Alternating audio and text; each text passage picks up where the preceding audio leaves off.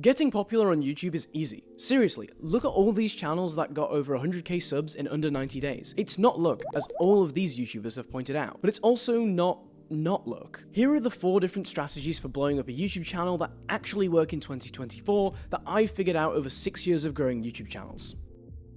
The YouTube algorithm has an incumbent bias. It favors existing, successful YouTube channels with good video metrics, for example, Ennis in the luxury real estate niche, as he's a reliable source for information and keeping people on the platform, and therefore watching more ads. Which means for up-and-coming channels like Gavin here, you'll be deprioritized, even if the quality of your videos is high. And it will be a continuous uphill battle until you see large view numbers. So your natural instinct might be that in order to stand out, you should create a unique video in your niche to surprise and engage viewers. Wrong. What?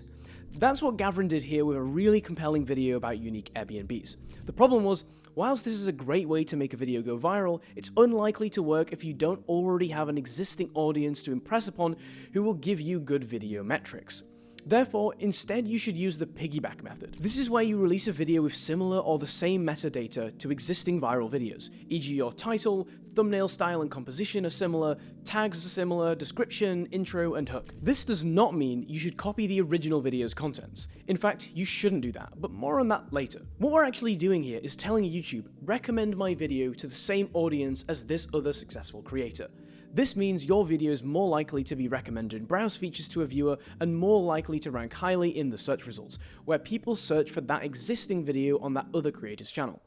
This will act as the anchor video for your channel within the algorithm and is a defining characteristic of the type of viewers you will get going forward. But why should you not actually just copy their video? Well, 2 reasons. 1, for your own integrity and credibility, you should not blatantly copy other people's content. And 2, the people who watch your video are very likely to have already seen the video you're referencing in your title and thumbnail, and therefore will click off quickly if they realize the content is the same. You need to actually bring value to your audience, either with an alternative approach to something, a different viewpoint, or a different style. This helps retain the viewer and establish you're an independent creator, not a copycat. This is how to do the piggyback and anchor method successfully. Firstly, find your North Star. This method for YouTube growth is not trend hopping. For example, picking a video that is a gimmick that lots of people are currently doing is a surefire way of getting stuck doing exactly what occurs in that specific trend on repeat until everyone is bored, which will only take a few days. So your North Star should be a channel in your niche you think best represents the type of content you're going to make. Then you want to identify the 10 most popular videos they've done in the last 6 months, as these are the ones keeping the viewers on the platform for the longest amount of time, therefore YouTube likes those videos. Then establish which of those videos you think you can have an original take on and add value to the current content library. Next, reduce the list of videos down to ones which the titles have keywords that you want to be associated with your channel. For example, my channel is about growing on YouTube and entrepreneurship, so I would look for phrases like YouTube niche, YouTube growth, how to start a YouTube business, and so on. And then 5, actually start making the video that can fit the title of that other creator's video and then release it. Since this is an algorithm booster, your next video can be on whatever you want as long as it stays within your niche, and you should organically get more views than if you had not posted your original anchor video. The narrative is the norm. It's the mainstream view on a topic or the standard approach for people taking to a certain process. This results in a body of work, in this case a bunch of YouTube channels in a niche all feeling the same. Then there's the counter-narrative. This is what arises out of frustration when someone has a feeling that either everybody is wrong or perhaps a better or more interesting way of doing a certain thing exists. For example, the productivity niche. In essence, the narrative of productivity YouTubers is using different words to describe the same principles of time management, self-discipline, and focus, with the underlying tone being make sure everything you do in your life is efficient so you don't waste time, as that's a finite resource. After enough people have said that and hammered it home, some people who were keen to be productive developed a feeling or an instinct that something was missing. Enter the counter-narrative. Elizabeth Phillips is the perfect example here. She's a medical student turned YouTuber who rose to popularity by specializing in arguing against those productivity YouTubers. Elizabeth puts forward the case that emphasizing productivity can be anxiety-inducing and stressful, ironically leading to a decrease in productivity since your psychological state is suboptimal. But how and why did she get so popular? Well, whenever a theme is popular, there are always people who disagree, but they don't have an outlet for it yet. So when a countering voice emerges like Elizabeth Phillips, it absolutely screams at you in your YouTube recommendations. It stands out and provokes you into clicking on it either out of curiosity or opposition. This means that the click-through rate on counter-narrative videos is actually much higher than that of the mainstream niche, driving the algorithm to give you more impressions.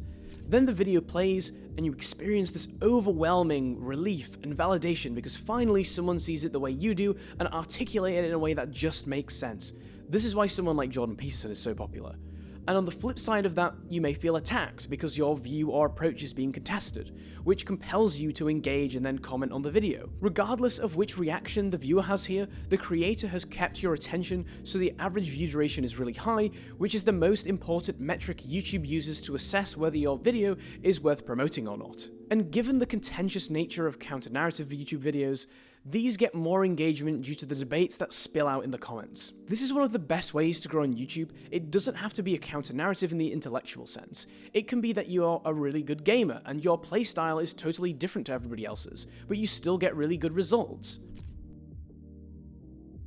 Take a look at this video. The presentation is incredibly casual, the title is informal, and the thumbnail is literally a screenshot of a guy hardballing the camera in the mountains, and the opening of the video is just straight up rambling, and out of nowhere it got 10 million views. Why am I showing you this? Well, Hollywood, social media, and affiliate marketing have made the commercialization of personalities far too common. So much so that it's hard to believe what you're watching.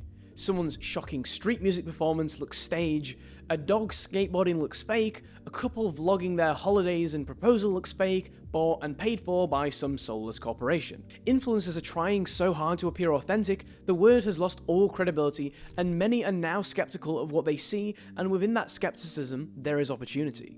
For many existing YouTube niches, there is a desperate need for authenticity, or to get away from that word, there's a need for some real.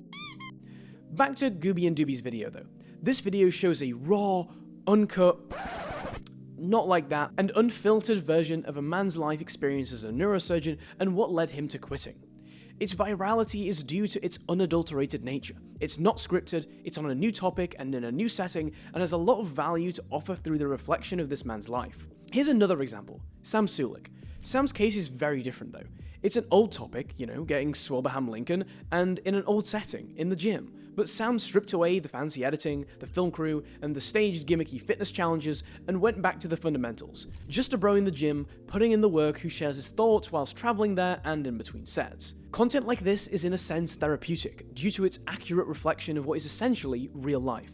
Now, there isn't space on YouTube for 50 Sam Suleks or 50 Gooby and Doobies, but there is space for you to take those principles of uncut and unfiltered authenticity into other niches, whether it's your journey in a hobby or sport, or video essays on your area of interest. Freddie Wong, Oversimplified, Grade A Under A, and Primitive Technology. What do all these channels have in common? They were pioneers and defined their respective niches. This is the hardest path to success on YouTube. As being a unicorn and the first of your kind, nobody is looking for you on YouTube, and YouTube does not know where to position your content for it to gain attention. There's no fast way of getting into the algorithm here, or even ranking highly in the search results. So the way to grow as a unicorn is by going back to the fundamentals. Screen, pick and roll... What? For the creatives out there, your best option for growing on YouTube is originality. This means either the topic is original or the format of the video is original, and you define a new library of content on YouTube from which others may copy. And copying in itself is not actually a problem for you as the original creator. If anything, it's beneficial. The more content similar to yours that's posted, the more new audience members will be brought into the niche, leading to more people finding your channel and videos. The final method is asking me in the comments to review your channel and to subscribe.